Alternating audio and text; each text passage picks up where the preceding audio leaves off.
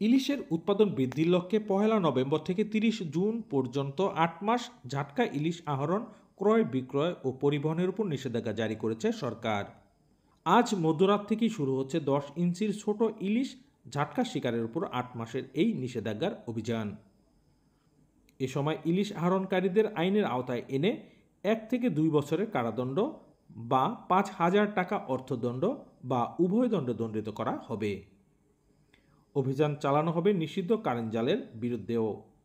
31 October শুক্রবার রাত 12টার পর থেকেই ইলিশ রক্ষার অভিযান শুরু করার সকল প্রস্তুতি সম্পূর্ণ করেছে স্থানীয় মৎস্য বিভাগ, জেলা ও উপজেলা প্রশাসন।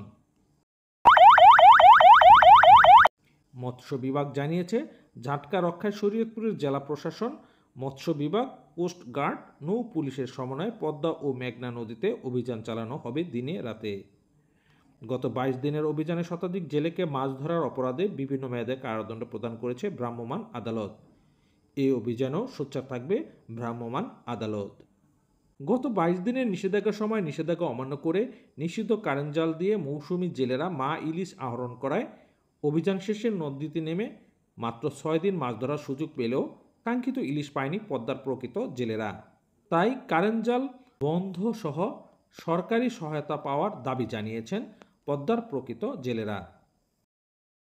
সরকারি আইন পালন করতে আছে, দেখেন এটা যে অনেক এটা যে কিস্তি সুদে জেলেরা জেল করছে, কোনো জাল করার পরে অনেক তারা বোঝেন যে বাগি যুগি কষ্টে একটা ফ্যামিলিতে এই যে দিবলি 10 চাল আলে 15 চাল 25 চাল, এই চালে কি সংসার চলে? এই চালে কোনো সংসার চলে না। তো এটা বলে একটা গরু আসলে যার 5টা যেমন চলচালা করা আছে, যার বিদেশ আছে হ্যাঁ জেলে কাঠ দেয়, অর্ধেক করে জেলে কাঠ খাইতে পারে। জেলে কাঠ একটা মনে দেন যার এটা যে 5টা যে চলচালা কর, যার মানুষের বিদেশ 17 জন হে পায় জেলে কাঠ, জেলে কোনো জেলে কাঠ বেশি পায় না।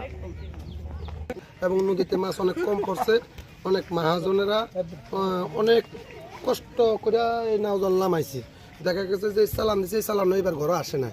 এই ব্যাপারে যদি সরকার কোনো এদেরকে একটু সহযোগিতা করে, কিছু চাউল বা কিছু মহাজনকে কিছু জাল কিছু বট সহযোগিতা করে, তাহলে অনেক উপকার। ঝাটকা ইলিশ রক্ষার অভিযান 8 মাস চললেও 4 মাস ভিজিএফ কর্মসূচির আওতায় মাসে 40 কেজি করে চাল সহায়তা পাবে নিবন্ধিত জেলেরা।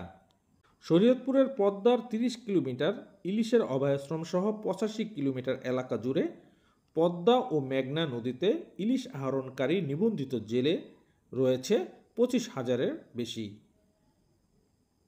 মফিজুর রহমান রিপন, স্বদেশ সংবাদ, শরীয়তপুর।